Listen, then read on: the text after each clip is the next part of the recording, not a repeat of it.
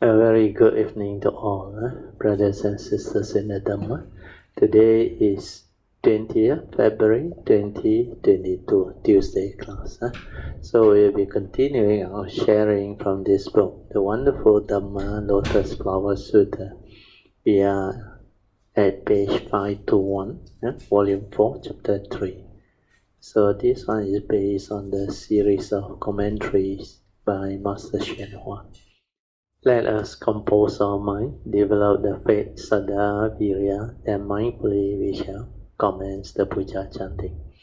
Namo 本师释迦牟尼佛 Namo 本师释迦牟尼佛 Namo 本师释迦牟尼佛 Namo 观世音菩萨 Namo 观世音菩萨 Namo 观世音菩萨南无阿弥陀佛，南无阿弥陀佛，南无阿弥陀佛，南无弥勒佛，南无弥勒佛，南无弥勒佛，南无普贤菩萨，南无普贤菩萨，南无普贤菩萨，南无地藏王菩萨，南无地藏王菩萨。南无地藏王菩萨，南无佛菩萨，南无佛菩萨，南无佛菩萨。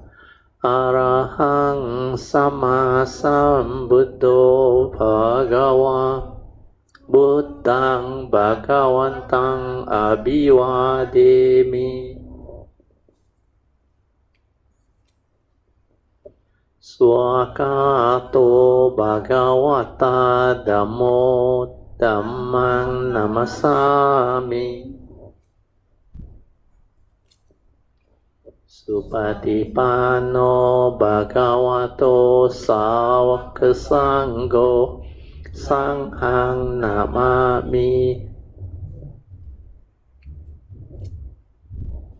Namo tassa bhagavato arahato samma sambuddhassa Namo tassa bhagavato arahato samma sambuddhassa Namo tassa bhagavato arahato samma sambuddhassa Buddhaṃ saraṇaṃ gacchāmi Dhammaṃ saraṇaṃ gacchāmi Saṅghaṃ saraṇaṃ gacchāmi Dutiyampi Buddhaṃ saraṇaṃ gacchāmi Dutiyampi Dhammaṃ saraṇaṃ gacchāmi Dutiyampi Saṅghaṃ saraṇaṃ gacchāmi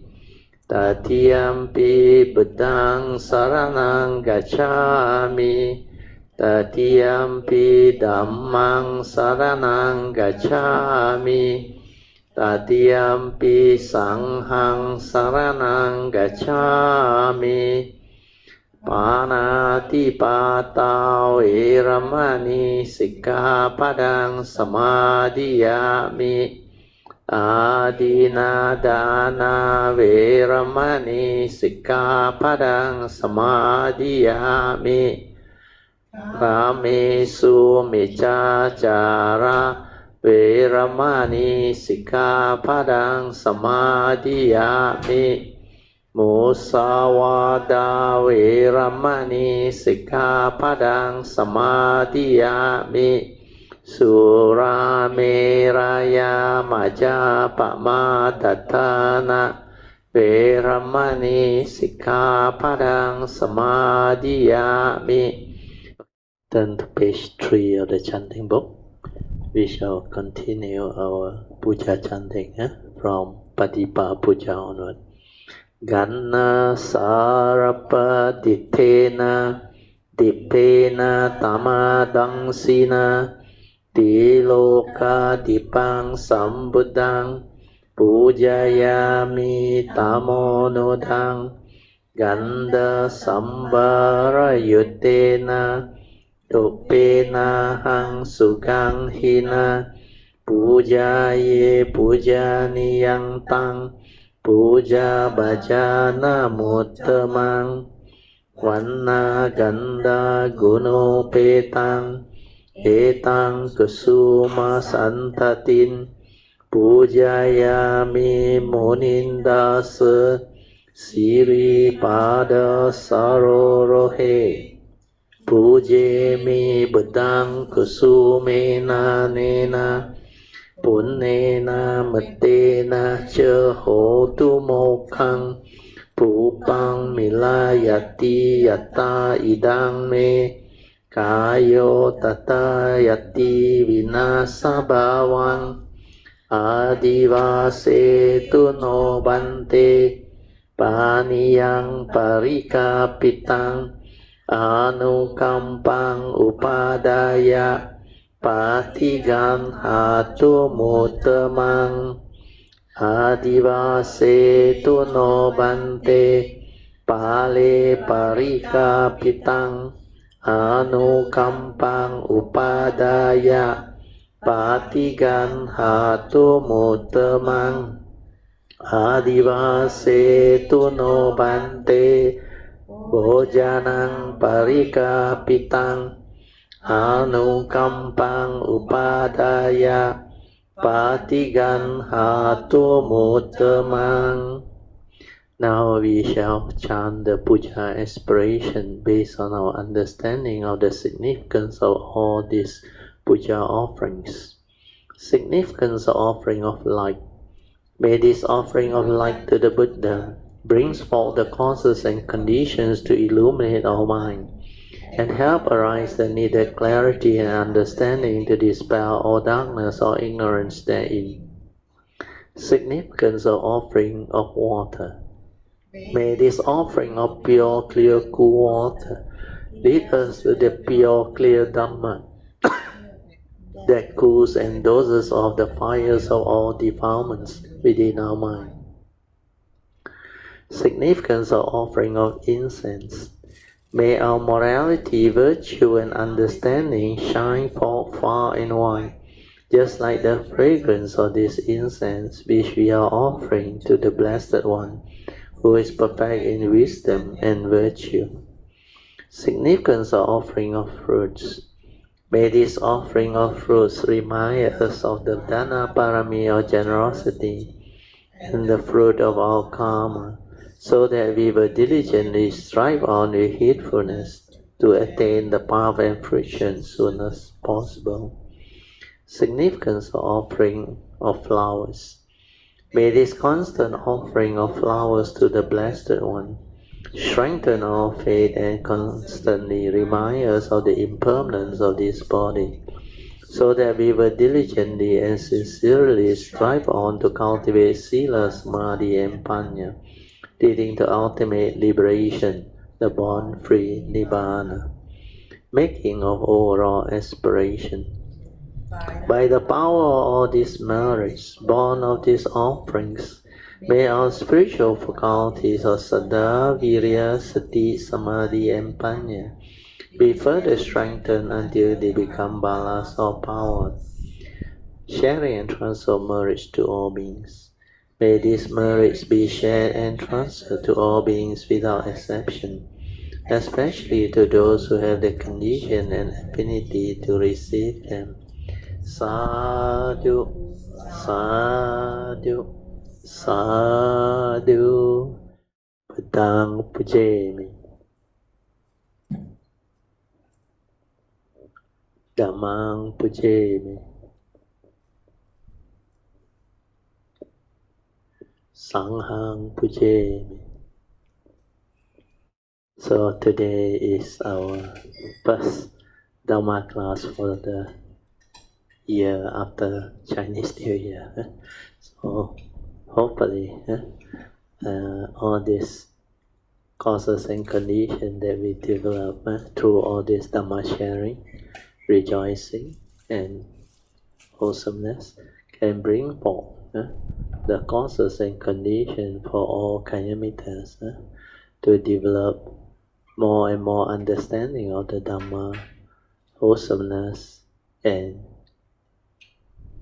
have good health and good life. Oh, there is a message.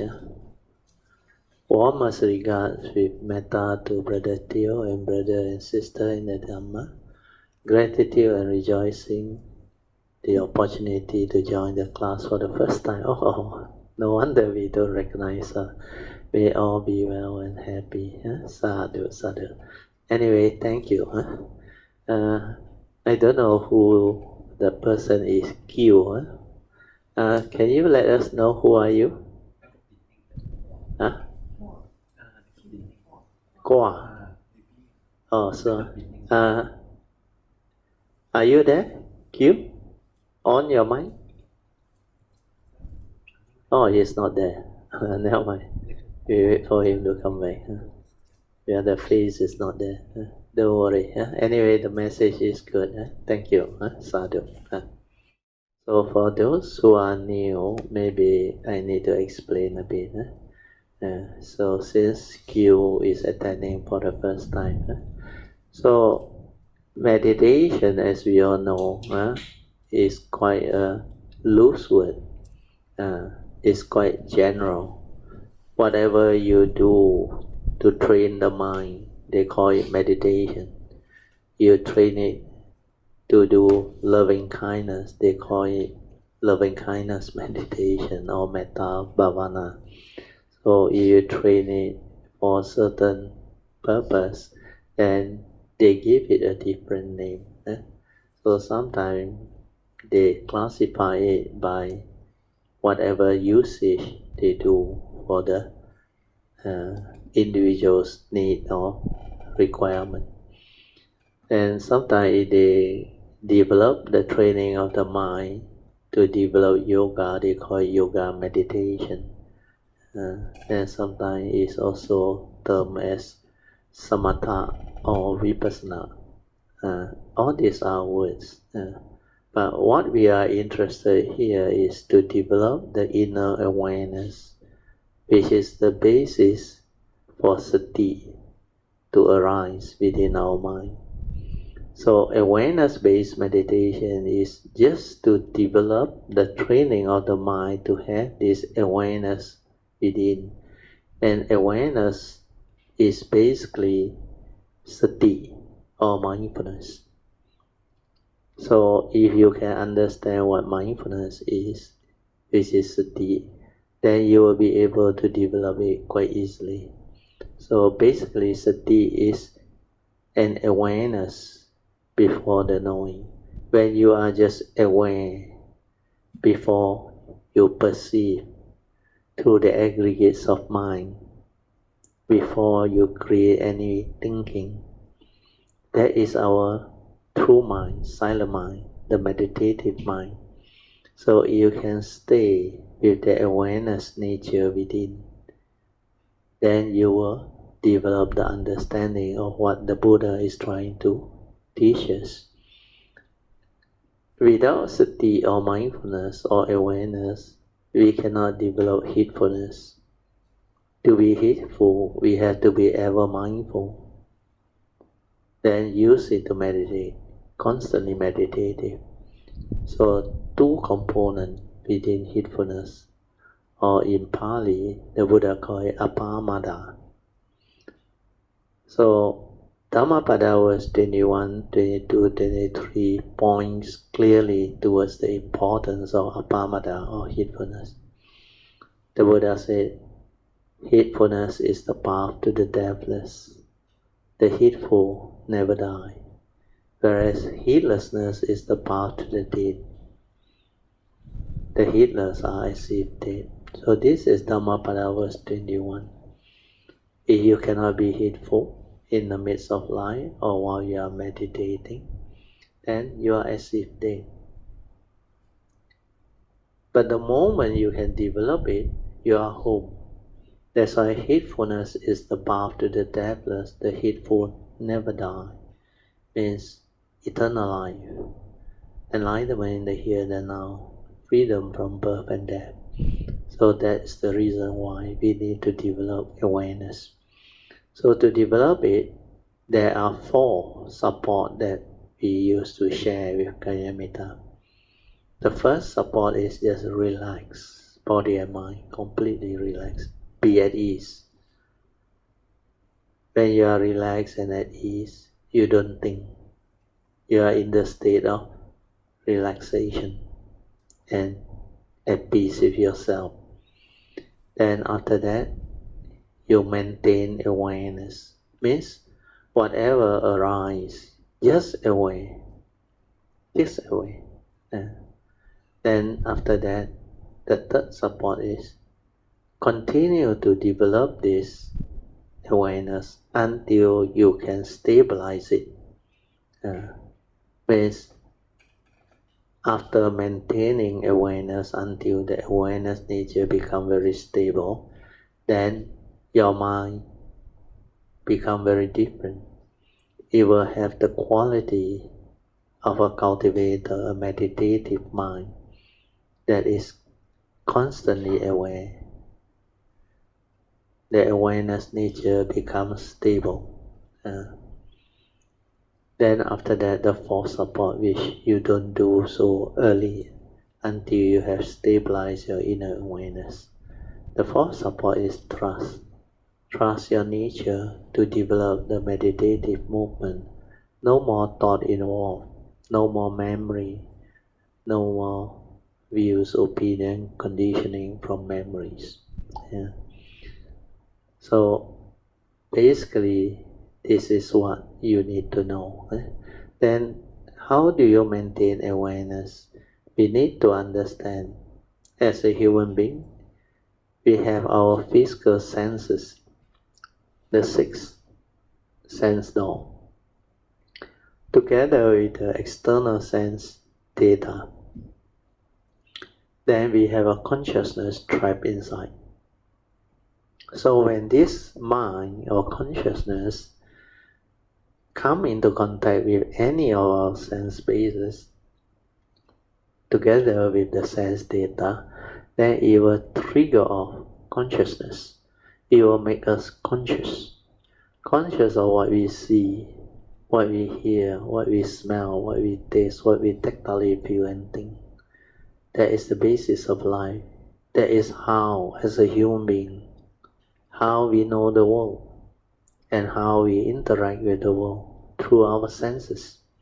So whenever there is this contact between mind and the sense bases, of course together with the sense data, the respective sense data that come in, then it arises a respective sense door consciousness. So our purpose of this awareness-based meditation is to develop the awareness when it happens. Like when it comes into contact with the hearing, the ear as an organ. That moment of consciousness, we just aware, finish. Before the perception, before you want to label it or know what it is, just be aware, finish. No need to continue with the thinking.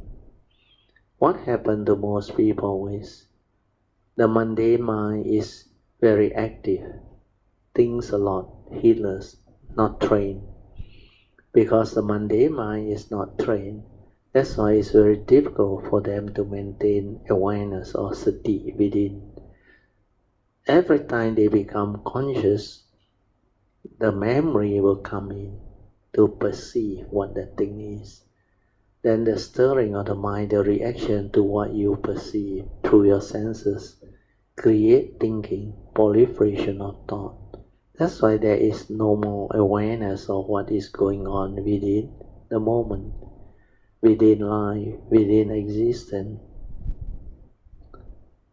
And because of that, there is no way we can understand the reality and the truth within nature, within the moment. So this is why awareness-based meditation is very important.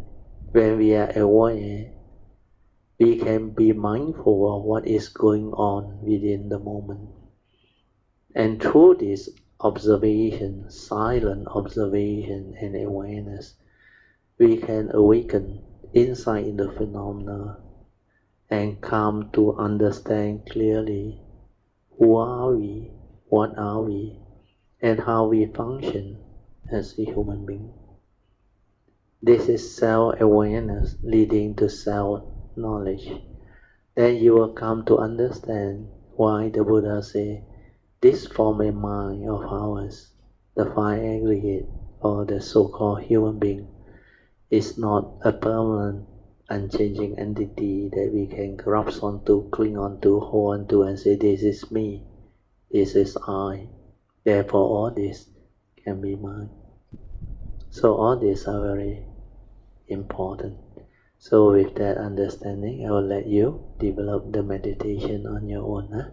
Just remember, relax, maintain awareness, then stabilize the awareness.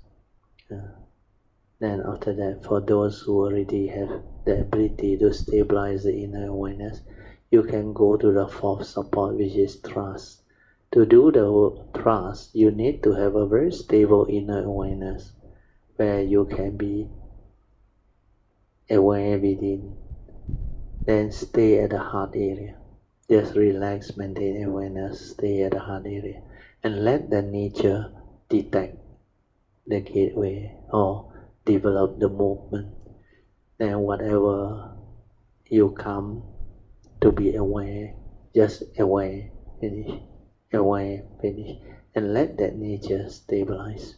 Then the fourth support will actually kick in and develop its own activity and movement. So initially is to enable you to be more aware, more sensitive. And through that process, you can be really silent and maintain the trust. Means trust your nature to do the movement. No more interference from the thought process. Then the awareness nature will detect the gateway. Then a lot of things will happen after that. You all can slowly, mindfully come out of the meditation. Try to maintain whatever inner peace, inner calmness, inner awareness that you have developed for as long as you can. These are the mind state that you need to develop the daily mindfulness. So these are the important awareness-based mind state.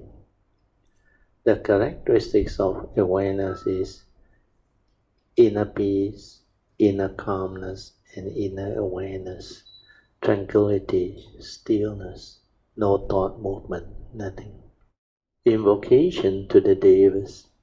In this universe, in their entirety, let the deities come here.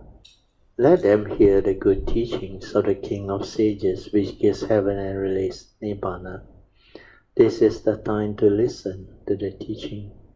This is the time to listen to the teaching. This is the time to listen to the teaching. Samanta Chakavalesu Atra Gachantu Devata Saddamang Munirajasa Sunantu Sakamokadang Dhamma Svanan Kalo Ayang Badanta Dhamma Svanan Kalo Ayang Badanta Dhamma Svanan Kalo Ayang Badanta Namo Tassa Bhagavato Arahato Samma Sambuddhassa Namo Tassa Bhagavato Arahato Samma Sambuddhassa Namo Tassa Bhagavato Arahato Samma Sambuddhassa Iti peso bhagava arahang samma sambuddho Ija charana sampanno sukato lokavidu อนุตตโรปุริสธัมมสารติสัตตาเทวามนุสานังพุทโธภควติสวากาโตภควตาธัมโมสันทิติโกอะกาลิโกเอหิปัสสิโกโอปานายิโก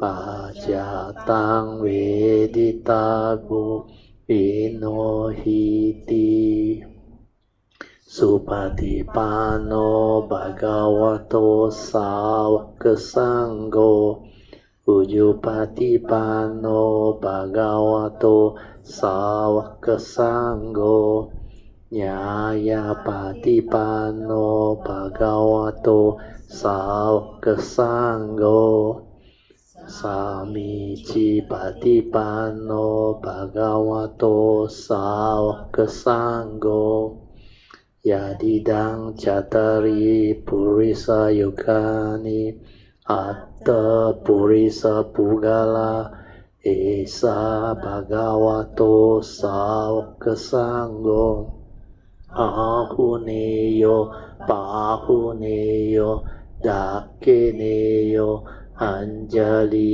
การะเนโยอนุตตรังปุญญังเกตังโลกัสสติสาธุสาธุสาธุ Okay, you all can be seated.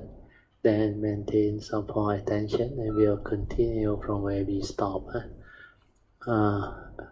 Before that, I think we know who the new Kalyamita is. Mr. Kwa, I think. He just replied, he said, yes, I am Kwa. So anyway, welcome, Kwa. So we today have quite a few at the physical class, about 8 of us here. Then online, I think we have 1, 2, 3, 4. Okay, so we are following this, the wonderful Lotus Flower Sutra, the wonderful Dhamma Lotus Flower Sutra. So this is a Mahayana Sutra, 妙法蓮華經. So we are, I think, at page 521, based on the volume 4, chapter 3, commentaries by Tipitaka Master宣化. Chapter 3 is on the parables. So now I will read on. You all can follow what is being pinned on the, you call it, computer. Zoom, the Zoom, yeah. So while I read from the text itself, because this text that I have, I think, is a later edition where the English has been improved. So you'll find it a little bit different. Don't be surprised. Anyway, the format of language structure that I'm reading from, this one has been improved a lot. So we will follow what we used to do. Okay. Page 521, third paragraph. Fourth paragraph. Sariputta constantly restrained and reproached himself. He watched over himself. He followed the rules. He always kept track of himself and don't relax. This is very good. For example, he didn't let himself eat good things every day. If you like to be lazy and sleep, but restrain yourself from doing so, say, hey, don't sleep so much. Do a little bit more work. that's just restraining yourself. So this is Shenhua's way of putting it. If you don't like to study Buddha Dharma, but think, I will certainly be vigorous in my study of the Dhamma. If you do that, means you are restraining yourself. Don't fear difficulty, and this is good advice. People who succeed are for the greater part those who have skill at self-restraint. Without it, you won't have succeeded. So here, Shenhua is talking about self-restraint, but more important is sense-restraint. Whatever that arises through our sixth sense door, when it triggers off, when the senses come into play, if you have inner awareness to be aware of what is going on, then through that silent observation, you will develop a lot of understanding or wisdom. Because like the Buddha said, whatever arises, they are dependent, originating, condition arising, cause of phenomena. There is no being involved, nothing. He know you, he know me. Everything is like a very natural process. So this one is very important. And when it comes to cultivating sense restraint, if you are mindful, aware, then you can use it to cultivate Noble Eightfold Path. Means the meditation as taught by the Buddha. So Noble Eightfold Path is very important. Like what Sariputta did.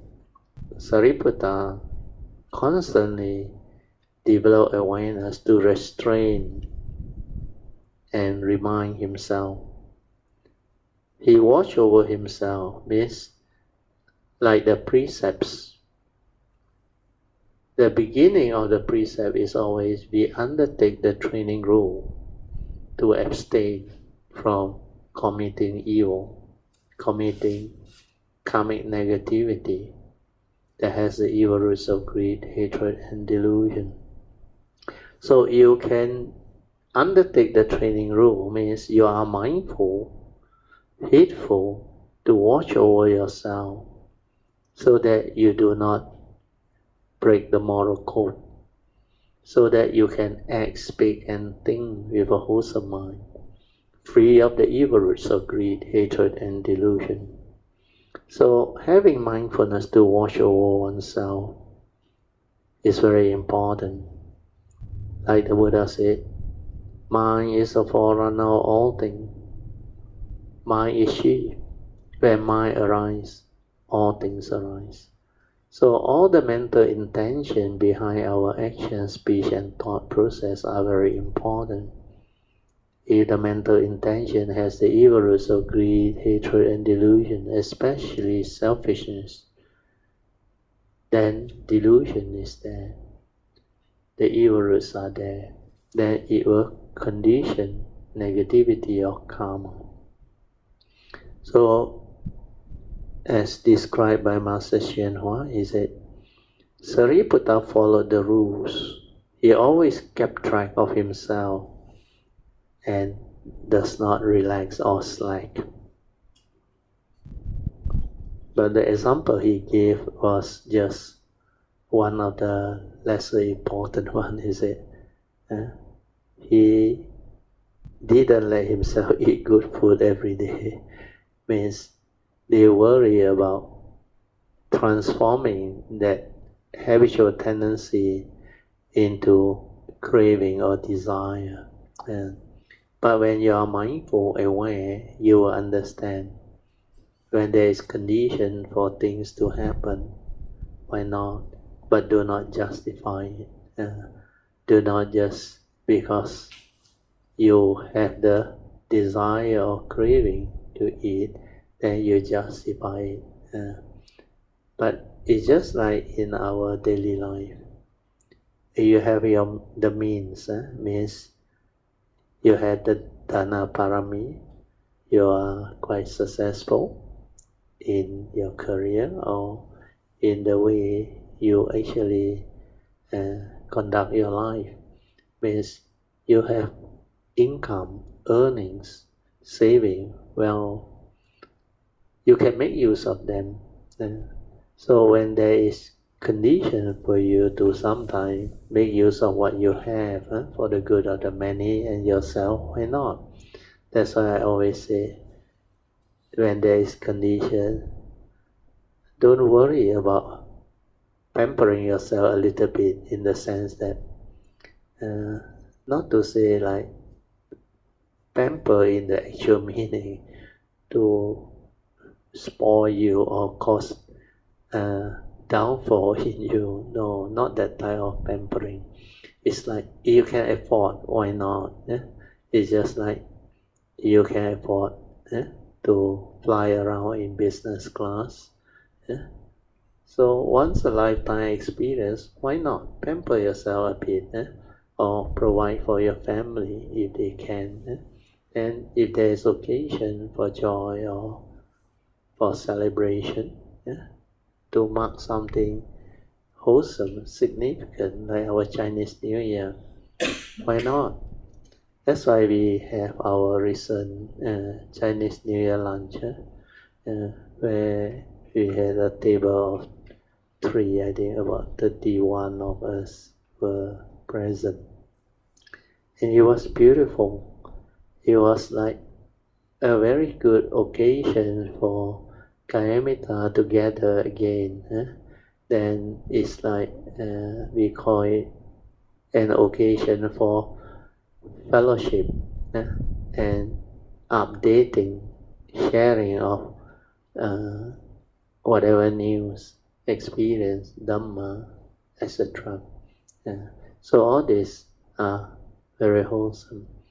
Then for those who can afford, it may not cost that much, but you cannot afford, don't worry, you let me know, I will try to help you. Okay, so I will read on. We go back to the sharing.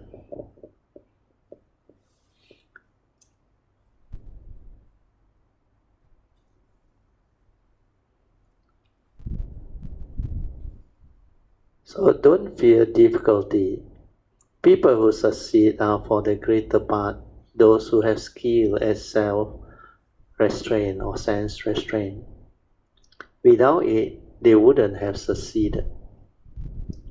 Then the sutta said, now, from the Buddha, I have heard what I never heard before. This Dhamma, which has never been spoken before, and all my... Oh, sorry, I read again. This Dhamma which has never been before, and all my doubts are severed. So the commentary said, Sariputta said, I have studied the Buddha Dhamma and heard the wonderful Dhamma Lotus Flower Sutta, and I have gotten rid of all my doubt. Then the sutta continued, my body and mind are blissful, and I am at peace. Meaning, here,宣化explained, he said, what is meant by blissful? It means extremely pure, serene, happy and comfortable. Sariputta is happy in body and mind. He has attained a state of peace which is quite inconceivable.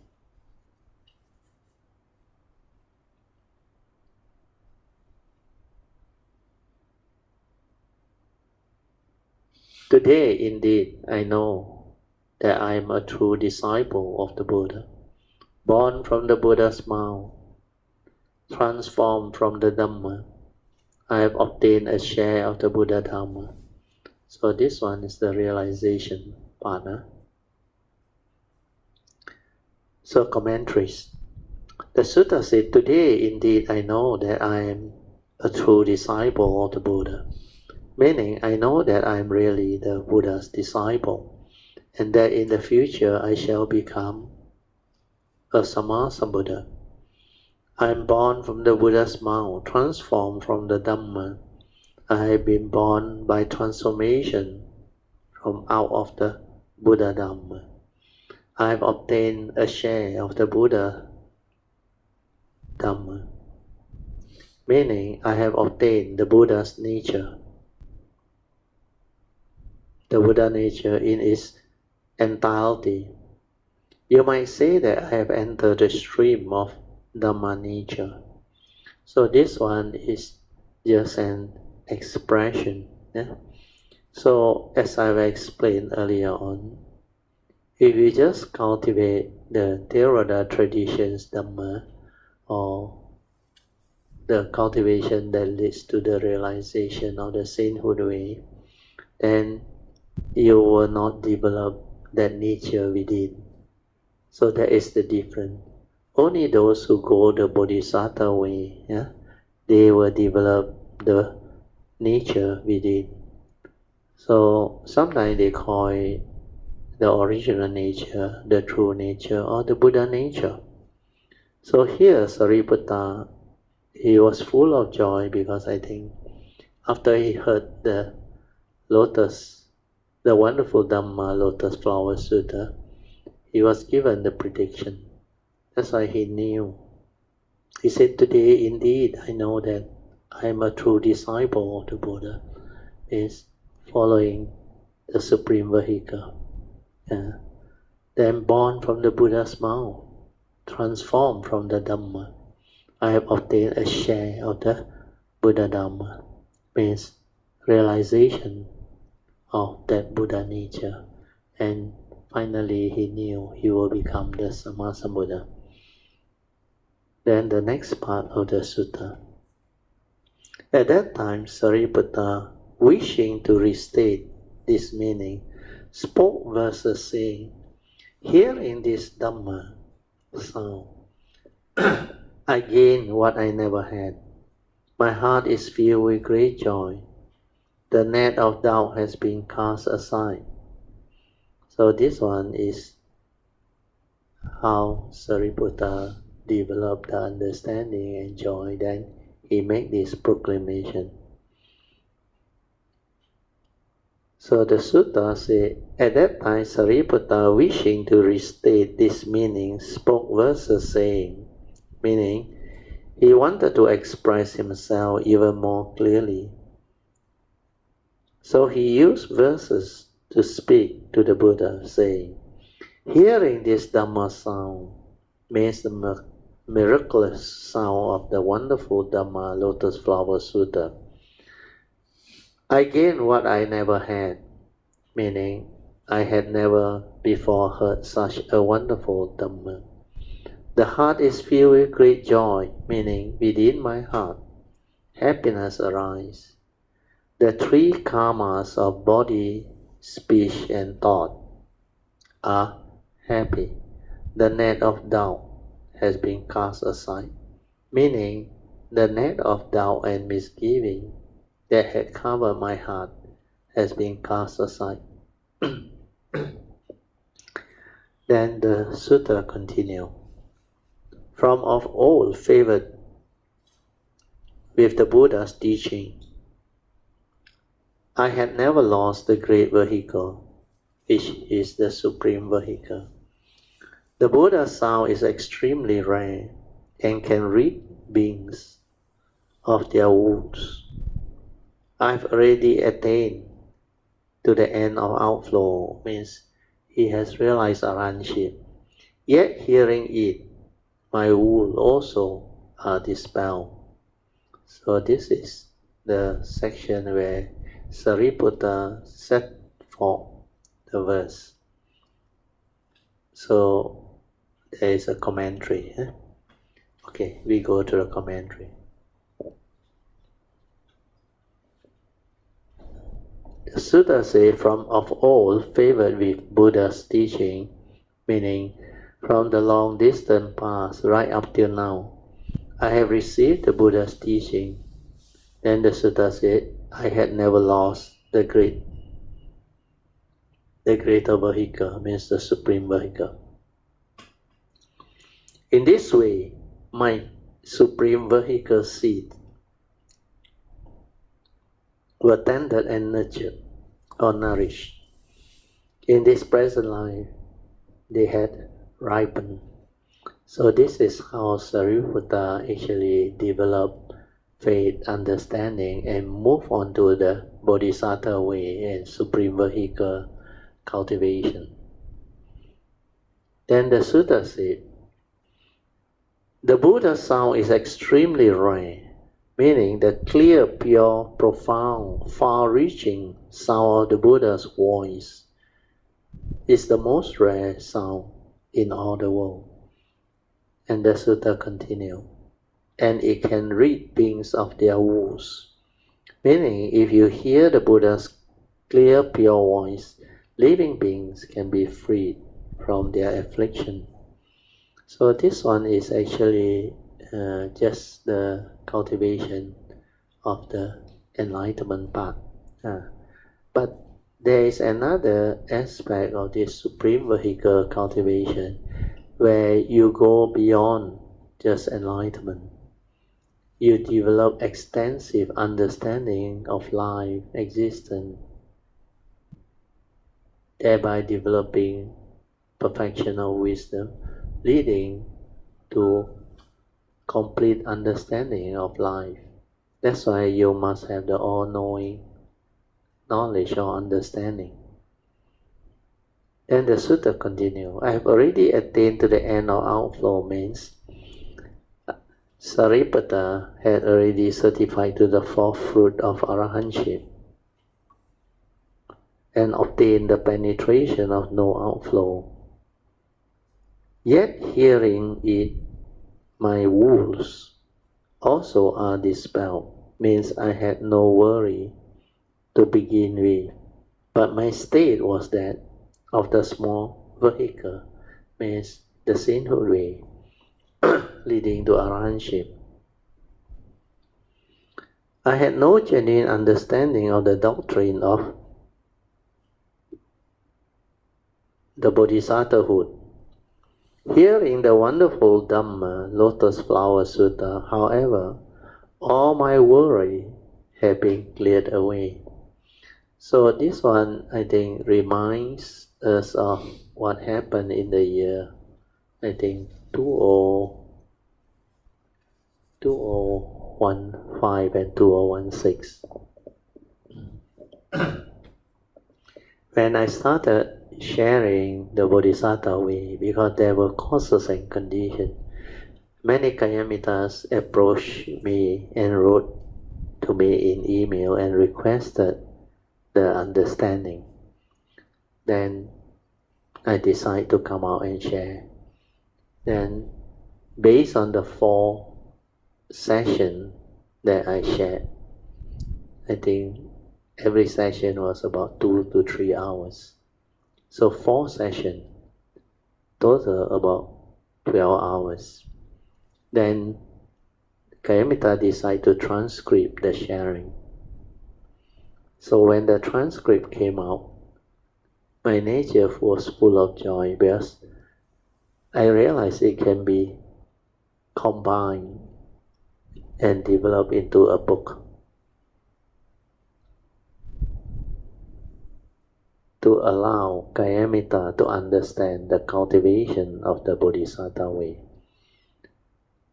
Then I explained many things inside there, including the 5 stages of Bodhi-mind development and how all this, the 10 perfections, are related to the 4 basic vows and how extensive all this understanding and teachings are. Then because of that, the Mahayana Sutta also starts to follow. That's why after that we decide to continue with our sharing.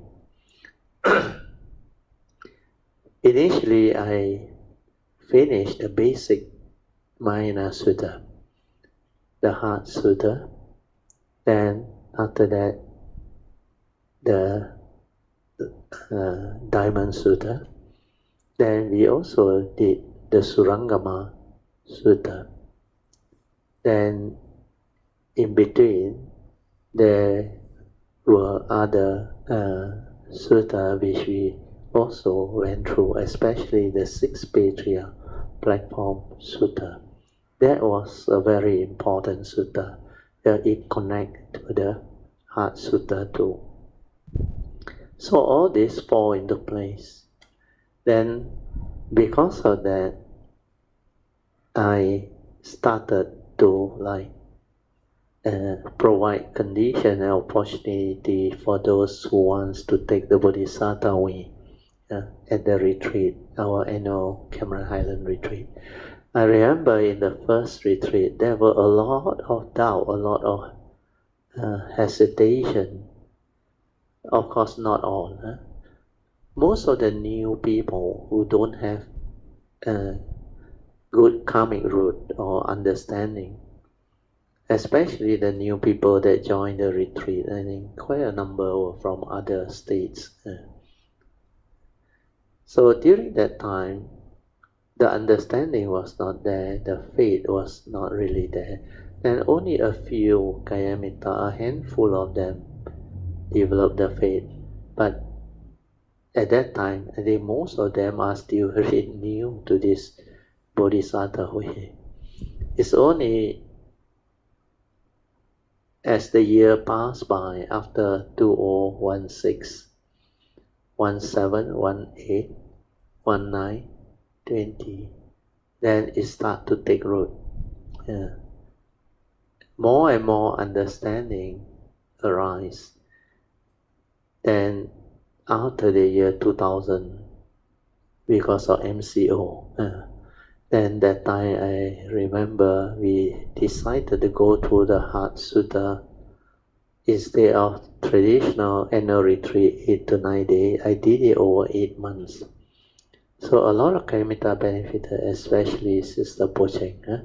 He never really attended my class before, because that time got Zoom. No, she can attend from Singapore, and she was full of faith, and she very determined at that time. She attentively listened and just followed the instruction. Then she developed very, very good and amazing penetrative progress that actually triggered off a lot of faith in other Kayamittas. And after that, the subsequent Zoom session together with the sharing, and later retreats, the annual retreat at Cameron Highland, especially the last 2 or 3, a lot of Kayamitta progress and develop very good understanding and faith. So now the Bodhisattva way has been established, and our website has a lot of the sharing. And if you really have the interest, you should go and read the blue book, Cultivating the Bodhisattva Way, that I did through the 4 transcripts that combine. And that one is a very good guide or handbook.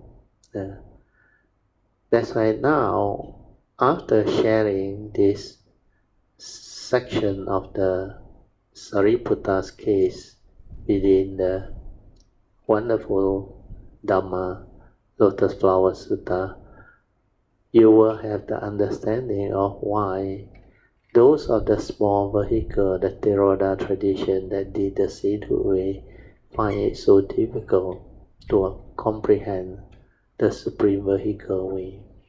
You must have good roots and understanding to go that way, otherwise not easy. And most of them must have developed the clear understanding of the sainthood way. Then you must have affinity with great beings. The great beings means the Maha Sattva, the great Bodhisattvas, Sammasambuddha, all the great beings. If you have affinity with them, then chances are you will have the causes and conditions to go this way, and the Bodhisattva way can be established relatively easily. But you must make the aspiration, adhitthana, affirmation. Then you must sincerely invoke power of merits. Then take the Bodhisattva vow seriously. Then follow the yellow card that I have given out to all Kayamitta who wants to take the Bodhisattva way, vows and Bodhisattva way. All those understanding can pave the causes and conditions for you to establish yourself in this way within this lifetime, so that all your future coming can be taken care of, so that you need not worry about whether when you come there is sasana or no sasana. No problem. It doesn't make any difference. But without this understanding, chances are a lot of those who try to take the Bodhisattva way, once the Buddha Sasana is no more, they actually lost their way again. They fall back. And they have to wait for causes and conditions to arise again. That's why sometimes it takes very, very long. All these are the causes and conditions behind. So with this understanding, you have the faith and the understanding, then you should diligently, sincerely, through faith, strive on with faithfulness to develop this cultivation and establish yourself firmly on this Bodhisattva way, and leading to the perfection of cultivation of the 10 perfection, leading to, of course, Sama Sambuddhahood. Okay, now I will continue. The next page of the sutta said, as I dwell in the mountain valleys, sometimes at the foot of trees, whether sitting or walking, I constantly thought upon this topic. I cry in bitter self-reproach. Why have I deceived myself? We too are the Buddha's disciple, and equally enter the non-outflow Dhamma. Yet in the future, we shall not be able to proclaim the unsurpassed path, the golden color, the 32 hallmarks, the 10 powers, and all the liberation are together in a single Dhamma. But I have not obtained these things. The 80 wondrous excellences, 18 unchanged Dhamma, such qualities of virtue, I have missed them. Everyone, when I used to walk alone, I would see the Buddha in the great assembly, his fame filling the 10 directions, vastly benefiting all beings. I felt I had lost this benefit and had but cheated myself. Constantly, both day and night, I thought upon this matter and wished to ask the world-honored one whether or not I had lost it. I often saw the world-honored one praising all the Bodhisattvas, and so it was by day and night. I ponder on matters such as this. Now I hear the Buddha's voice, opportunely speaking that Dhamma, which is without outflow, hard to conceive of, and led living beings to the Bodhimanda, means the Bodhimandala. Once I was attained to deviant views and was a teacher of the Brahmin. The world-honored one knew my heart, pulled out the deviant taught me Nirvana. I rid myself of deviant views, certified to the Dhamma of emptiness. Then I said to myself that I had arrived at extinction. So this part of the sutta is regarding Sariputta. So the first part is quite interesting. So now we go to commentaries. Actually, the outline before the commentary is interesting. It's a wisdom formerly lost. Means Sariputta actually formerly lost it. The sutta says, as I dwell in the mountain valley, meaning mountain valleys are clean and pure places for cultivation. When I live there, then he said, sometimes at the foot of trees, sometimes I stay in the grooves. But whether sitting or walking, so this is very important. Whether sitting or walking, I may have been sitting there in meditation, or I may have been walking around. Then the sutta continues. I constantly thought upon this topic. What topic? I cry in bitter self-reproach. I sigh in regret. Why have I deceived myself? Meaning, how could I cheat myself or deceive myself? Then the sutta says, we too are the Buddha's disciple and equally enter the non-outflow Dhamma. We all have attained to the Dhamma of no outflow. That is, the position of Arhantaship, the fourth stage of Arhantaship. The attainment of no outflow means the complete absence of craving. If you have craving, you have not attained to the state of no outflow. This is not to say that when there are no external stimulants, you have no craving, but that even when you see it, you have no thought of desire or craving regarding that state. When such a state appears before you, you have no thought of desire. That is the meaning of no outflow Dhamma. Then the sutta continues. Yet in the future, we shall not be able to proclaim the unsurpassed path, to teach the supreme, most wonderful Buddha Dhamma. That's what Sariputta was thinking to himself. Then the description, the golden color, the 32 hallmark, meaning the Buddha's body is the color of gold. That golden yellow, that symbolizes enlightenment. The aura, and is endowed with the 32 hallmarks of a great man. So they are, here they describe. So this is the first time I read about this also. Anyway, just for your knowledge, understanding, don't, because you read this, you go and look for all this mark on you. Please, don't be foolish.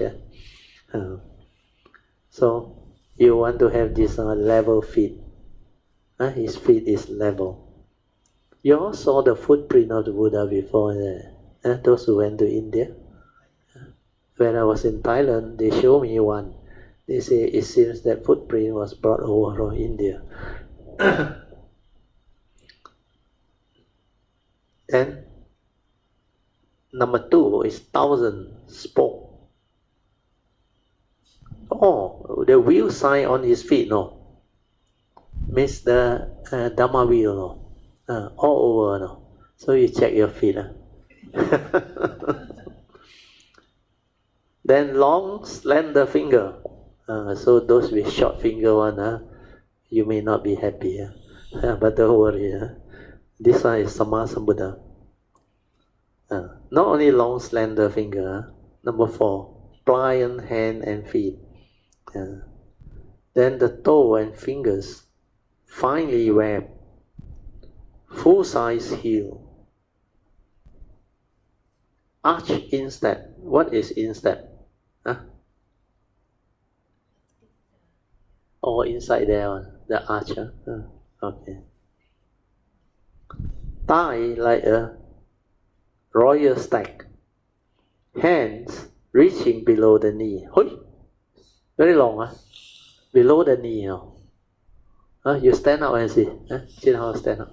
Below your knee, above your knee. Oh, the hand must be very long. Well retracted male organ. Height and stretch of arms equal. Every hair root dark color. Body hair graceful and curly. Golden hue body. A 10-foot aura around him. Soft, smooth skin.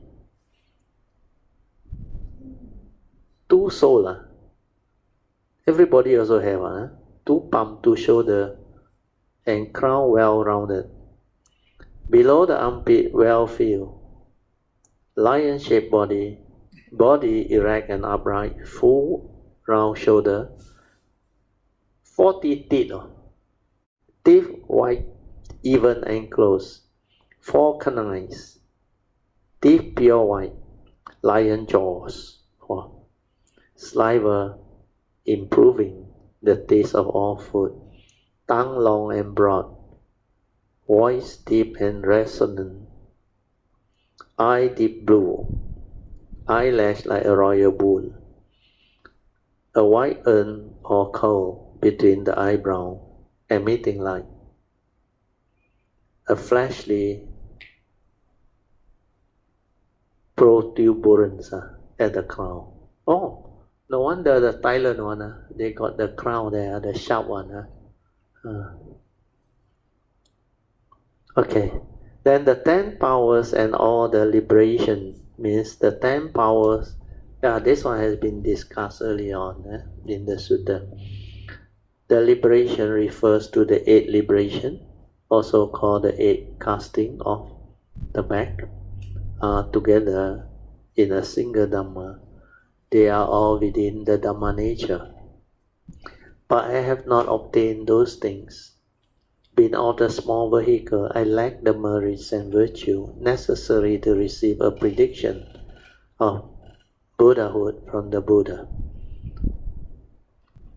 The 80 wondrous excellences means the Buddha's body also is adorned with 80 minor characteristics. Just now 32 is the major hallmark or characteristic. This one is the 80 minor hallmark or characteristics. The 18 unshed Dhamma means, by unshed, it means that these 80 Dhammas are not shed by those of the first 2 vehicles, the sound hearer and the Pacceka Buddhas. The sound hearers and the Pacceka Buddha or conditioned enlightened one, they are not shed by the 3 vehicles, means the sound hearer, the conditioned enlightened one, and the Bodhisattvas. They are not shared by them on the path of cultivation, because these are the Dhamma possessed only by the Buddha. Thus they are unshed by others. So the 18 unshed Dhamma which Sammasa Buddha has, and you should know them, are faultless in body, faultless in speech, faultless in mindfulness, has no perception of difference, has no unconcentrated thought. I think this word is wrong. It should be samadhi. No distracted thought. There is nothing he does not know that has not already been cast aside. His zeal never decreases. His virya or vigor never decreases. His samadhi never decreases. His wisdom never decreases. His liberation never decreases. His knowledge and vision of liberation never decreases. All his bodily karma accord with the practice of wisdom. All his karma of speech accord with practice of wisdom. All his karma of mind accord with the practice of wisdom. With his wisdom, he has unhindered knowledge of the past. With wisdom, he has unhindered knowledge of the future. With wisdom, he has unhindered knowledge of the present. So these are the 18 unshared special quality of Sammasambuddha. These are the 18 unshared Dhamma. Only the Sammasambuddha has them. Such quality of virtue, as previously mentioned, the 32 hallmarks, the 80 minor characteristics, the 10 powers, the 8 liberation, and all the rest, all these merits and virtue, I have missed them, every one of them. So here the commentary says, I Sariputta, one of the small vehicles, means before he enters the supreme vehicle, have lost out on these merits and virtue because he was not able to go that way. That's why this sutta marks the transformation and beginning of the turn of event. When I used to walk alone, meaning when I was myself meditating or perhaps walking around, I would see the Buddha in the great assembly, his fame filling the 10 directions, meaning the Buddha's name is known to all living beings in the 10 directions. Then the sutta continues, vastly benefiting all beings, means the Buddha broadly benefited all the living beings. All beings receive benefit, none do not. Then the sutta says, I felt I had lost this benefit, meaning Sariputta felt that he has lost this advantage. And the sutta says, and had but cheated myself, means really I never did lose the benefit, but I was cheating myself, means deceiving himself, and constantly both day and night, meaning in this 6 period of the day and night, I thought upon this matter and wished to ask the world-honored one whether or not I had lost it. Means, have I lost the benefit or not? I often saw the world-honored one, means the Buddha, praising all the Bodhisattvas, means the Buddha continuously extol the virtue of great Bodhisattva. And so it was by day and night. Means by day and night, he extolled all these great beings. Then the sutta says, I ponder this matter such as this. Means Sariputta thought it over and over again. Then the sutta said, now I hear the Buddha's sound. Opportunity speaking that Dhamma. He proclaimed the wonderful Dhamma in accord with the potential of living beings to be taught, which is without outflow, hard to conceive of, and leads living being to the Bodhi Manda. It leads all creatures to the field of enlightenment. Once I was attached to deviant views, means in the past, when Sariputta was cultivating. Meaning, once I was attached, I held a deviant view, and was a teacher of the Brahmins, and outside way teaching. The world-honored one knew my heart. Means the Buddha knew what was in Sariputta's heart. He knew Sariputta's nature. He understood my previous causes and later effects. He knew me quite thoroughly. Then the Buddha pulled out the deviant, taught him the enlightenment, Nibbana. Meaning he plucked out Sariputta's deviant views and replaced them with the Dhamma of Nirvana, non-production and non-extinction, enabling Sariputta to certify to the fruit of Arahantaship. Then the sutta says, I read myself a deviant view, certified to the Dhamma of emptiness, meaning the Dhamma of true emptiness, the wonderful fruit of Nirvana. Then I said to myself that I had arrived at extinction. I thought that certifying to the first, second, third, and fourth fruits of Arahantship, means the 4 stages of sainthood, was arriving at the level of extinction. I was wrong.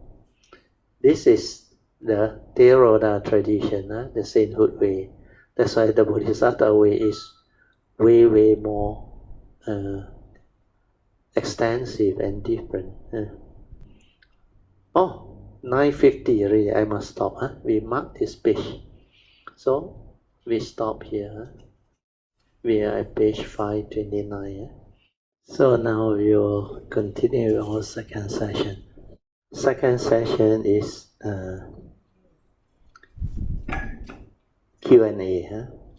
You can report your meditation and at the same time ask whatever question you may have, so that we can develop the sharing. Or you can also share any Dhamma on daily life and all things. Okay, tonight you are very lucky. Don't worry, Brother Song has volunteered. So we listen from Brother Song's sharing. Very good, Sadhu. Brother Mr. Steele, Orgamita， 晚上好。晚上好。我在这里要祝所有的佛友们在这个新的一年里面身体健康，万事如意。最主要是在这个正法的道路上，在这个新的一年里面，我们能够更精进的去用功的去学习这个佛法，能够一直在听 Brother 的这个 sharing 跟这个 teaching， 让我们的这个 understanding 能够 stable， 然后在这个 cultivation 的这个道路上能够更容易的 progress， 能够早日明心见性，然后福慧双修一定会。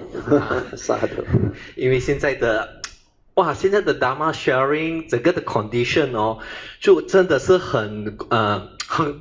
就是一个很好的一个时机来给我们去 cultivate 那Brother 我要 share 一个我最近的一个 experience 这几个月的这个 Brother 你的这个 Tuesday、Thursday 跟 Sunday 的这个 Dhamma Sharing 是很好，对，所以我都一直在听，然后还有那个short video 也是很very good， helpful to a lot of cultivators。对，它很，因为它一段一段bring out the very important aspect of cultivation。对，所以我都一直在听那么就有一天早上我在驾车的时候，我就在听一个Dharma talk。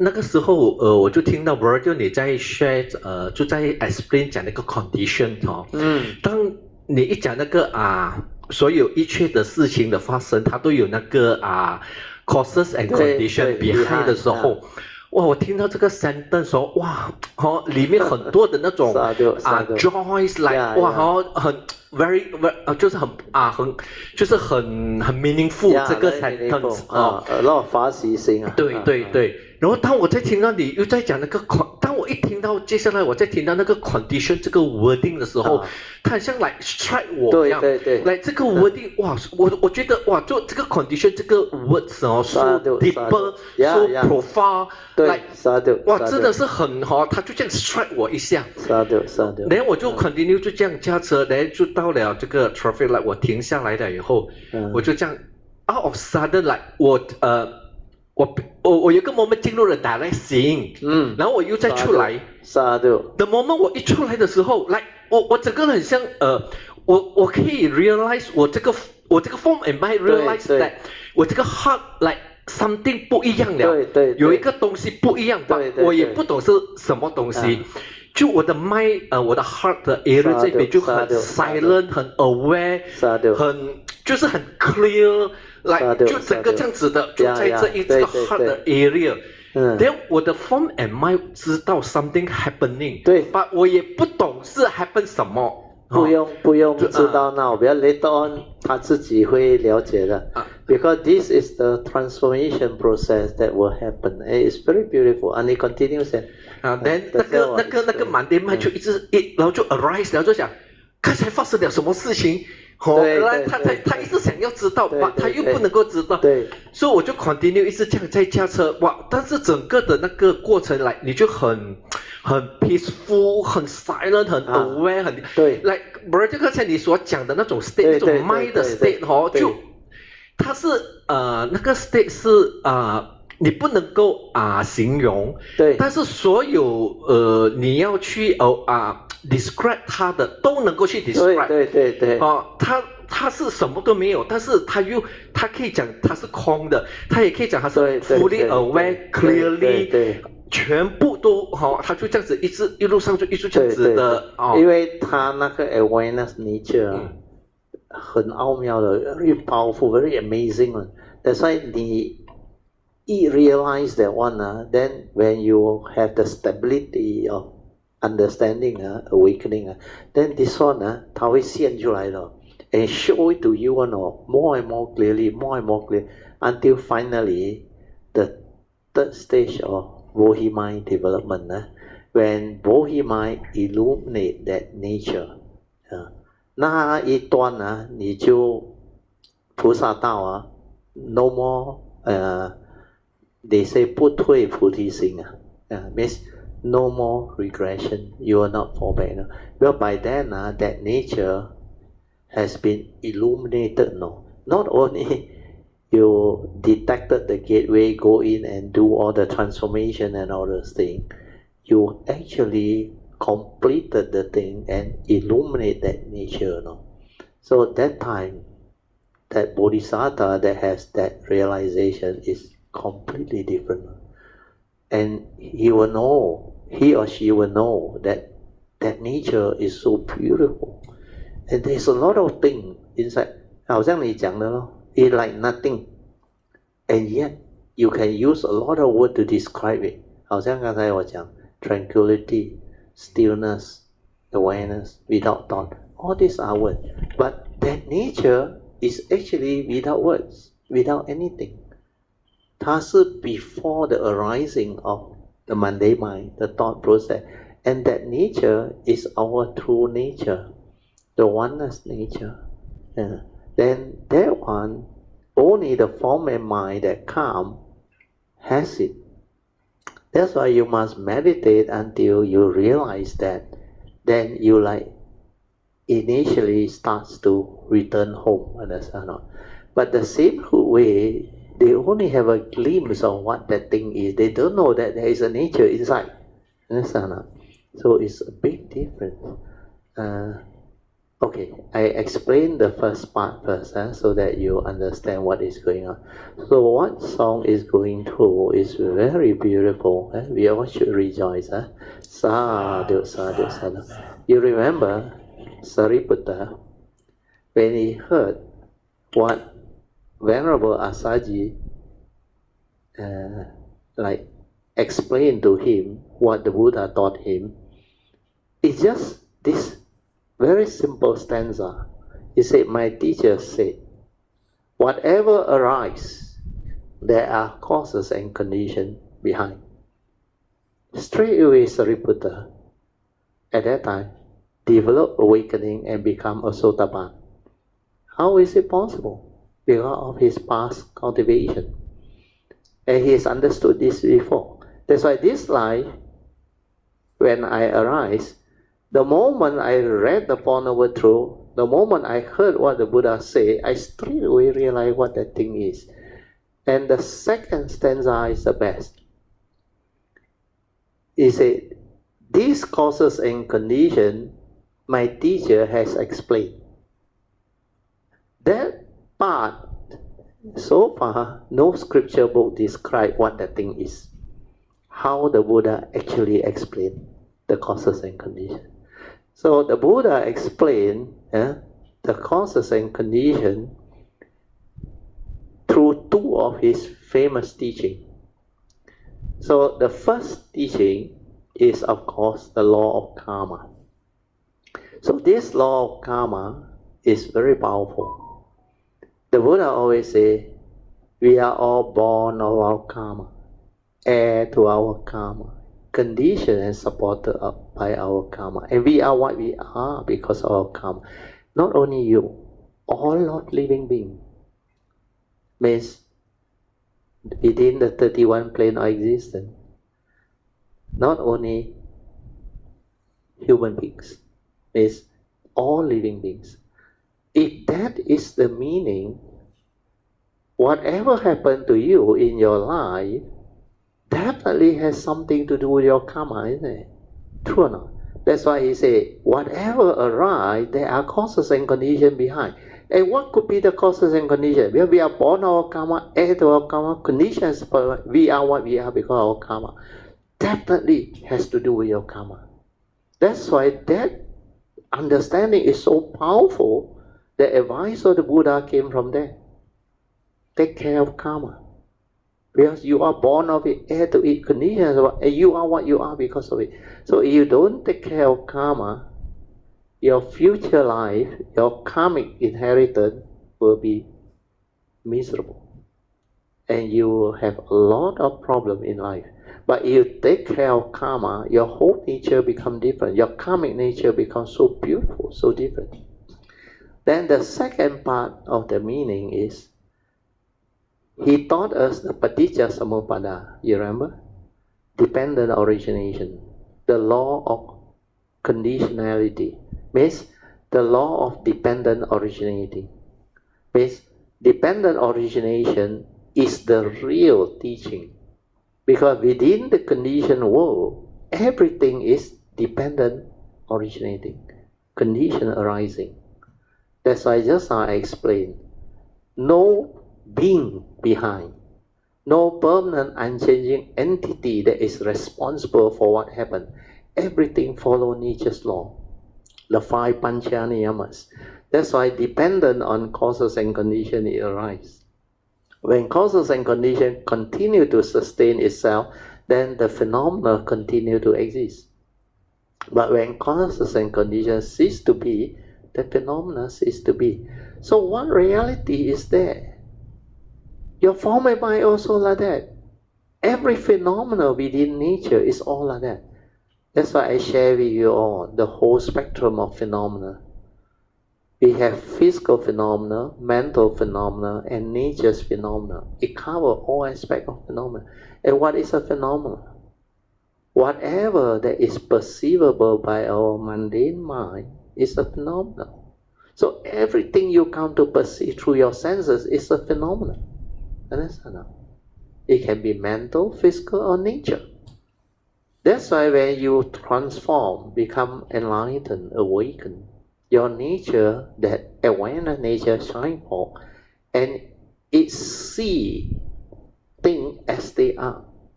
No more through the heedless, deluded, mundane way. And the mundane mind, with its knowledge, with its conditioning, belief system, all those things, can never interfere anymore. Because that nature that develops the ability to develop this direct seeing will have the wisdom. It will awaken to it.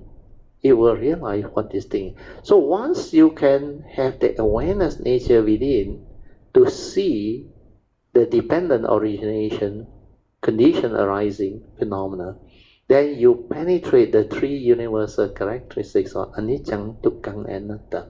That's why for you, after your understanding stabilized and the earlier transformation that lead to all this, you are at the stage like what Sariputta was when he heard that stanza. That's why when you listen to my sharing, you straight away like receive the impact now. The word condition to you is no longer like last time, no. Not just the word, no. The meaning is so deep, no. Like you realize that it's so penetrating. It covers a lot of understanding, no. The whole of existence. That's why I say we live in this conditioned world, existential world. Means what? This is the mundane conditioned world. That's why we call it the conditioned world. Means without condition, nothing happens. That's why the Buddha said, whatever arises, there are causes and conditions behind. Means what? Means everything is dependent originating. No condition, nothing arises. Take for example, our today's class. You need so much causes and conditions like what Sui has contemplated for you all to be around. And especially today is no different from the previous few Tuesday class, heavy rain. And yet you have been tested. You can still come. Means what? You have the faith, you have the affinity.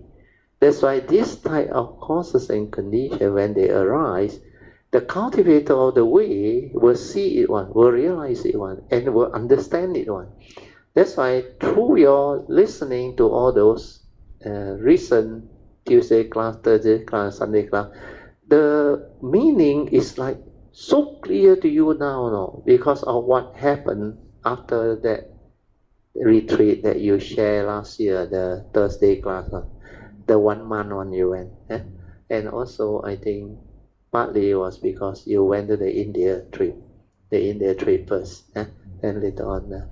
Because the stability of understanding need you to go through all those.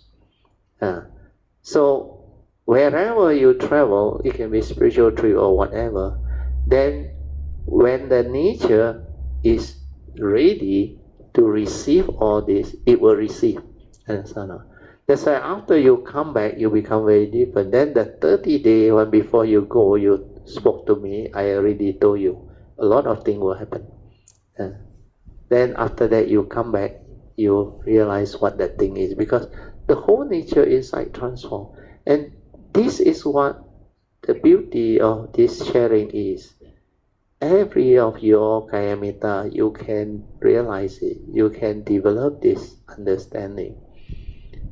Like Song's case, you remember? He said, the first 6 years, he know me, he cannot understand what I did.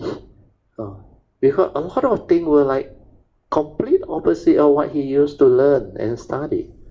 Then later on, it took him quite a while to understand the Krishnamurti code and all those things, and the appendix to our Heart Sutta and all those things.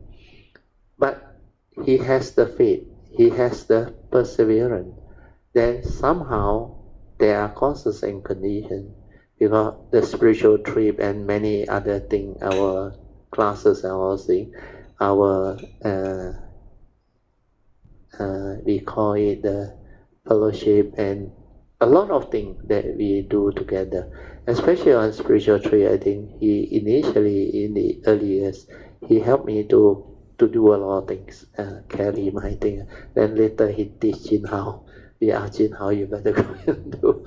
Then many things that the cultivator of the way who have the causes and conditions, it will just unfold. They will just know what to do. Then when all this fall into place, this is what will happen.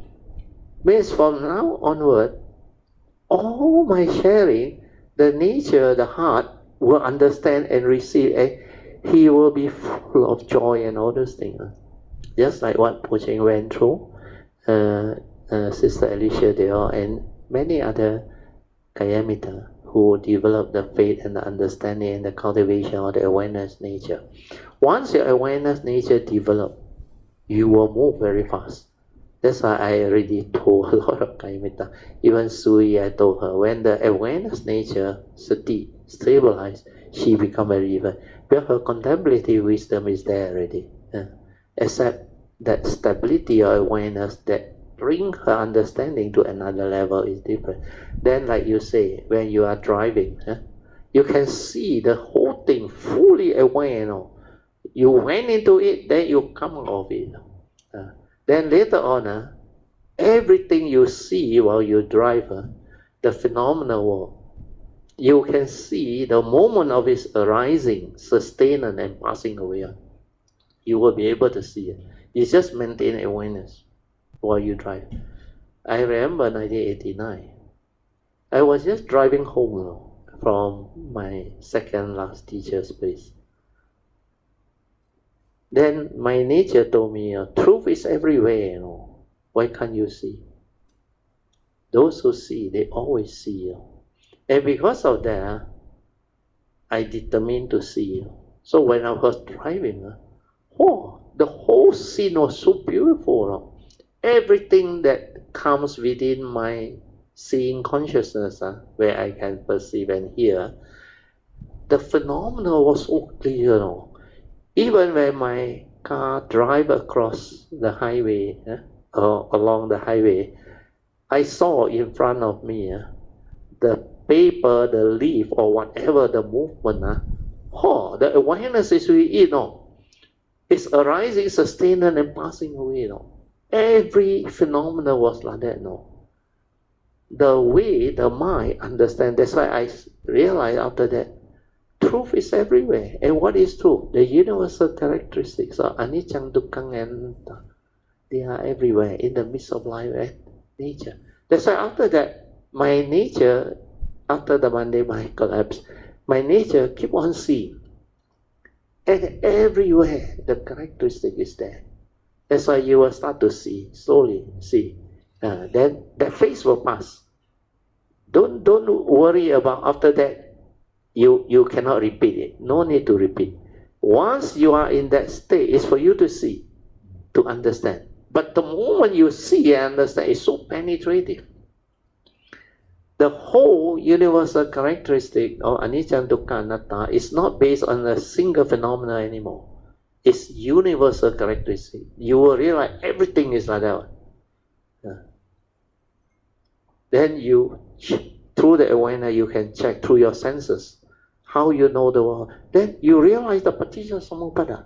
Everything, dependent, orienting, condition, arising, cause of now. Then all the movement inside, you understand. That is the transformation. That's why the cultivator of the way, when they reach those states, which you are starting to move onto, you become very different. The understanding becomes so profound or so different now. And it's no more like Dhamma knowledge or theory or the superficial type of sainthood way understanding. It reached another level of transformation and understanding. Then all the Dhamma that has the truth, that has the what they call clarity or understanding, you can pick up on. And you can know that this is beautiful. And everything later on in existence and life is so beautiful. I remember 1989, after I came out from the retreat, everything became so different. I look at the date tree, I look at the you all say filthy and foul. They were so pristine and so beautiful. Everything is like very pristine and new. And they are just the way they are. They have their nature, their character. It's only that living being through the mundane mind has all the prejudice, understand? The what they call discrimination, understand? Ayo, this is ugly, this is dirty, this is filthy, this is polluted. When that nature perceive, 看山又是山 means you can see things as they are. And when you see without the mundane mind interfering, the brain, the whatever conditioning belief system interfering, that true nature observe, you see things so differently. The direct seeing, the pristine beauty and wonders of life, they manifest.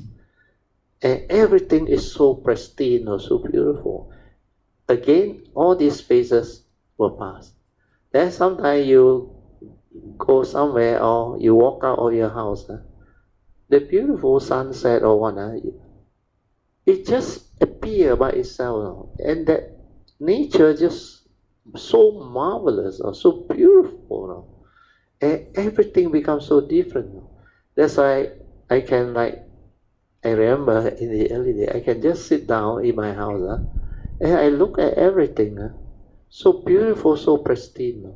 Although I've been staying in this house for so many years already, but yet everything is so pristine and so beautiful. That's why this type of transformation is not the thought, understand? Not from the mundane mind. It's from our nature. The nature that has this ability to realize and awaken to, and that understanding which is wisdom, is not from the thought. It's not a knowledge. It's not something that we remember through experiences or nothing.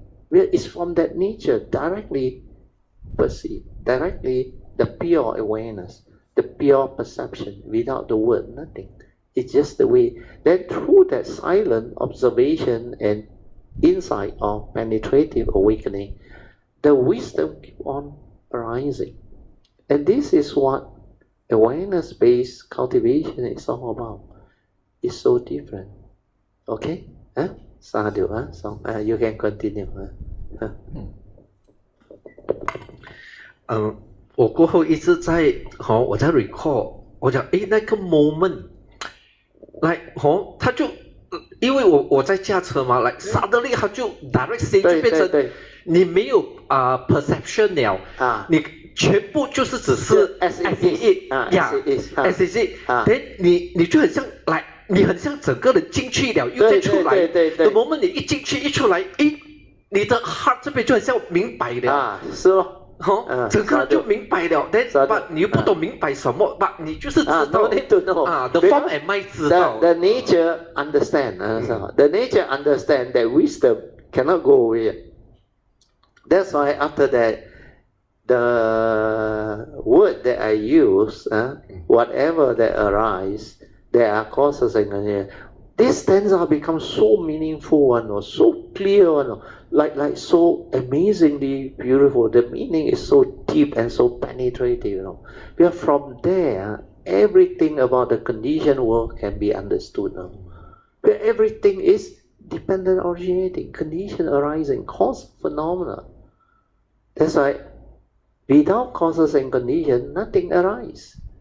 Whatever arises means any phenomena. There are causes and conditions. It's whether you can see it or you can't. Where you can see it, it's so beautiful and it's so clear. Means the manifestation of truth. This is what the Buddha meant by seeing things as they are. Not according to what the mundane mind perceives through its knowledge, through its views, opinion, conditioning, belief system. All these are the mundane thinking, no reality, no wisdom at all knowledge-based, thought-based. But the one that from the awareness nature that see is so different. Actually, there is no one to see. It's just the awareness nature, aware and awaken. That's why it can see things as they are. It can insight into phenomena. It can awaken. It can just observe and develop the understanding. That's why you will come to know all this through your own awareness. That's why sati, leading to heedfulness, is key. Without sati, there is no awareness nature. The awareness nature is basically a stable sati, where you don't think. You're just aware. And that nature, not easy to maintain. You need to train. You need to actually develop the awareness nature training. Means you train the mundane mind to be aware, so that you can actually realize that nature. Then initially it's like the daily mindfulness. I remember in the early days, the daily mindfulness, when your mundane mind hasn't collapsed, it's very easy to do one. I can be mindful throughout the day, because there is this gross mundane mind to be aware. Then later on, I remember when the mundane mind collapses, there is no more mind to be aware. At that phase, it's not easy, because you will have a feeling like, how come my mindfulness no more? Actually, there is nothing more to do. Well, the nature has shined forth. You are the awareness, understand? Then don't try to be aware anymore. Like the thought-based one. You determine initially to be aware, which is good, but don't try to be aware, understand? Determine to be aware means every time your awareness slip off, you become like heedless or lost in thought. Bring it back. Determine to be aware. That's why I say continuously aware. Finish. Then here the stability will build up. So initially this one took a while, I remember. That's why I did it in 2 weeks, I remember. It came. Then after that, the mindfulness was with me. That is stabilized. But this one, at that time, I remember I do until my heart area here full of energy. Where I haven't located the gateway. Until I got to slow down. I dare not push it too hard. Then my last guide came. Wow, he just showed me where the thing is. His hand was 2 inches away. Straight away my nature knew, and all this energy that I have developed through the awareness at the heart area. Because I located the gateway, it melted inside. It just went in and melted inside and become pure energy. That whole energy field gone. Then I become so still. I told you, like a car, perfectly thin until like no vibration, like the hybrid car. The hybrid car, no more engine, understand? Just motor, understand? And the motor like no sound, big electric motor, no sound, not a generator. It's like electricity driven one. So they call it EV, electric. It become like perfect human being. Now I was fully aware inside there, and that pure energy transformed the internal movement. That's why I became so different. Then within 9 months, my mundane mind collapsed and the nature shine forth. There's nothing to obscure it. That gross mundane mind that has all the gross perception, aggregates of mind, feeling, and all those craving or whatever, all like disappear. Because the pure awareness nature, the pure energy is so pure, the vibration is so fine, this mundane mind cannot sustain itself. It has to collapse. Because the vibration has reached a level of fineness that the mundane mind cannot stand. Then it collapses. I remember the process. A lot of things happen at the foyer here. It takes a total of 9 months. Then after that, the whole thing becomes very different. That's why when it comes to awareness-based cultivation, before you touch that nature, detect that gateway, go in, you are just doing the sainthood way. Understand? But once you detect that gateway and you go in and develop the internal movement and transformation, that process again, quite long. So for us, because I came to know about this gateway, this life. Actually, in the past, before I made that adhitthana, the vow, because my nature vow, that additional vow that my nature did in my past previous existence, I did this. This was the adhitthana that bring the last guide to me. Because I never decide on the sect. I never say Buddhist teaching or what. I say whenever my nature arises, my nature will realize the highest understanding. You want to realize the highest understanding. That's it. Means whatever teaching, whatever what they call tradition or what, not important. You want to realize the highest wisdom. At any one time when this nature arises, means within this era, it wants to understand the highest wisdom. That's why the last guide came and cut short my training 10 to 15 years. Straight away from there, I transform and become so different now. Normally, most people to reach the gateway, according to my last guide, is at least 80 years old when you can go there. Unless they know how to do awareness-based meditation. So the awareness-based meditation, so many Kayamita managed to do it. Even some, like Puja, didn't meet my last guide. She did it. And it can be done. So all this is understanding. That's why I say stay at the heart. The gateway is slightly towards the left for most people, at the heart there. So you need to have the silent mind, completely still, silent, without thought. And then you will detect. You will detect. Then the movement happens by it. That's why the fourth support is trust. Trust your nature to do. No more thought coming in to interfere. Okay? Yeah. Okay, you better summarize. Almost 10:30 already. 这个 cultivation need a lot of this faith 跟那个 understanding。对。好，其实Brother 我花了很多的时间一直在听你的 talk。我是在 repeating 有一些很好的，我觉得很好的一些 talk 我都一直在 repeating at least 有时听8次到10次。我一直在 repeating。所以我 because of that 它会进去 ，the stability, the understanding will go in。所以我真的是 spend a lot of the times for 这个 understanding。对。from 这个 understanding， 你就会再加上你的 faith， 你会 unintentionally 的，你就会它会很像自己在 move 这样子。对。Because the stability of understanding will cause that movement。对。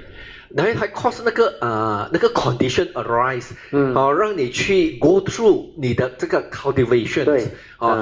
就是因为你的我们的这个 faith 跟那个 understanding， 它会 cause 那个 condition arise， 来让我们去 go through 去 penetrate 那个Buddha Dharma。对。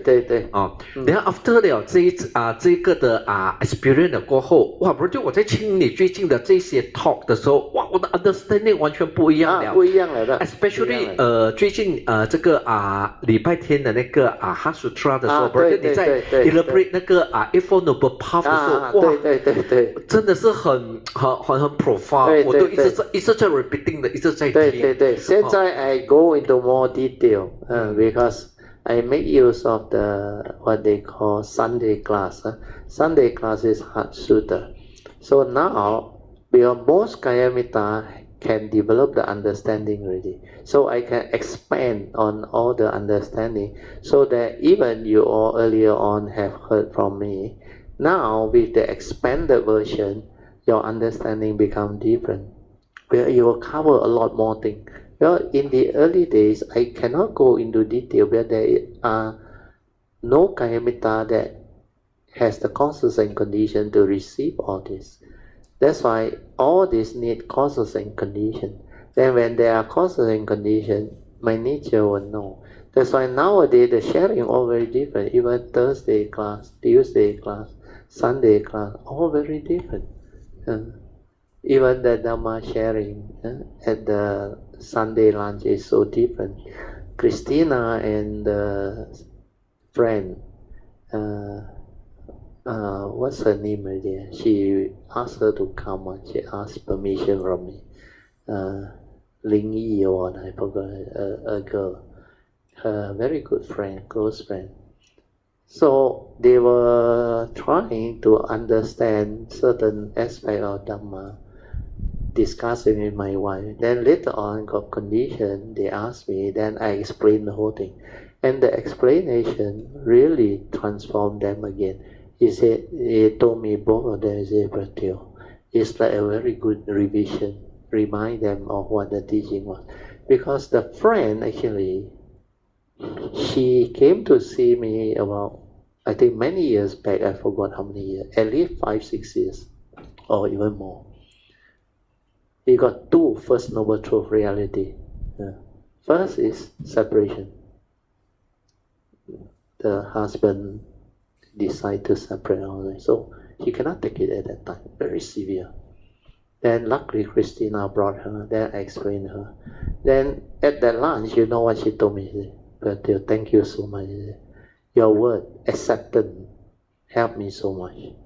Now I understand the meaning even better. Because I said, this is the reality, understand? Happened already, understand? Why you cling on to your thought of what? Your past relationship and your desire to get him to come back to you. I say, all these are your sankhara activity that develop the attachment clinging and make you miserable for nothing. I said, life still continue, understand? Why must you hold on to all these things? Once they have made that decision, let it be. Accept. Because like the Buddha said, whatever that arise, there are causes and conditions behind. Means what? In the past, I told her, very likely you did this to other people, understand? That's why now, there are causes and conditions for you to be in the opposite position as a victim. So, nothing to do with fair or unfair, understand? But this is a reality. Then you accept it, you become peaceful, you have clarity of mind, then you do what you have to do. Means, if you know this is karmic, you need to ask for forgiveness, do the repentance, then vow not to repeat all this by following the advice of the Buddha. Then evoke power of merit to turn around. And she turned around so beautifully. That's why her face was full of joy that lunch. And she told me, after Christina seek permission from you and I was able to come and join you, I was full of joy. She said, thank you so much. And so much so the condition, they sat next to me. And the other thing that I resolved for her is, she got a sister. Wow, they all love their mother, but they don't know how to resolve it. The sister has been blaming her for this and that and all those things. Until the 2 sisters almost cannot agree to anything. Then she asked me, how? My own sister. I said, listen. I said, the reality is both of you love your mother. Means what? You shouldn't consider, according to your view, opinion, you must do this, you must do that, your sister must not do this, must not do. I tell you like that, sure, continuous conflict on argument. Why not you ask yourself, what is best for your mother?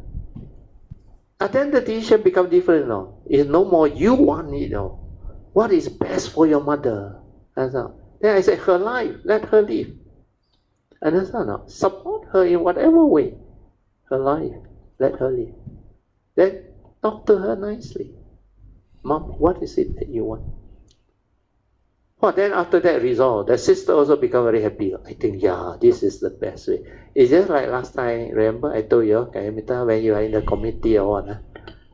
At one time also argue, remember? Many years back, I think, in the earliest. 2010, I don't know what, I forgot it. Then I had to call a meeting at Miss Lee's place. Because Chui also told me a lot of things. Then, you know, like Chui got a lot of news on. So, because of that, I knew at the retreat what were the words say. So I said, okay, now, we have a meeting. I said, can we make this decision? Not what you want. All the committee members, forget about what you want. What is best for Kayamita? It's a Kayamita fund. People complain until, why every time donate to that temple? Why not this temple? Then why donate so much? Everybody got their view wrong. Until nobody can agree with anything. Then I knew I have to come out. So sometimes I tell certain Kayamita that is in the organization, I say, okay, you tell them, I make the decision. Then after that, we're quiet already. But this one I cannot know, because the thing keep on coming up. One by one. That way I know already. There is no consensus already. It has become like, but you cannot blame them at that time. Then later on I say, when we decide, it's very simple. To me, it's what is best for Kayamita Fund. Because these are money that is entrusted to me, for wholesomeness. That's why I define the Kayamita Fund, what it can do and what other people like got money also cannot do, like my Dhamma book and all those things, all those writing material or our retreat expenses or spiritual trip, common fund. Only Kayamita Fund can do all this wholesomeness.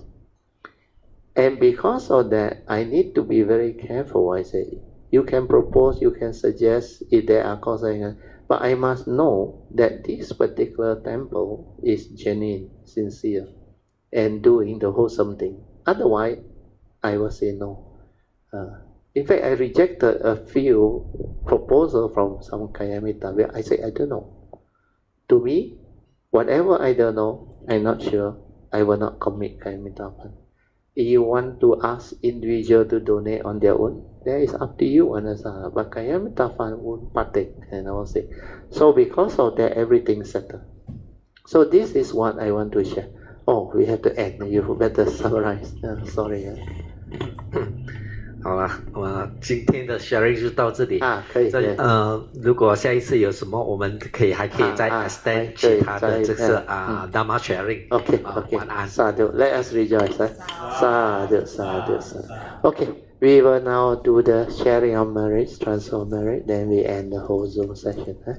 Akasata cha bhumata deva naga mahindika punyang tang anamoditwa Chirang rakantu loka sasana Ettavata chamihi sampadan punya sampadan Sabdedam deva anudantu Sabbasampati siddhya Idang menya hotu sukita hontunya tayo Idang menya tinang hotu sukita hontunya tayo Idang menya tinang hotu sukita hontunya tayo Devo wasatu kalina sasa sampati hetu cha Vito bhavatu loko cha Raja bhavatu dhammiko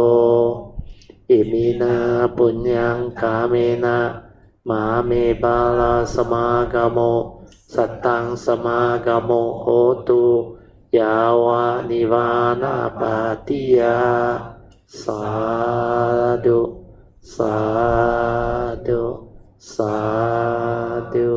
Okay, you all can now pay respect mindfully to Lord Buddha, Guanyin Bodhisattva, and all the worthy ones. Then we end. Sadhu.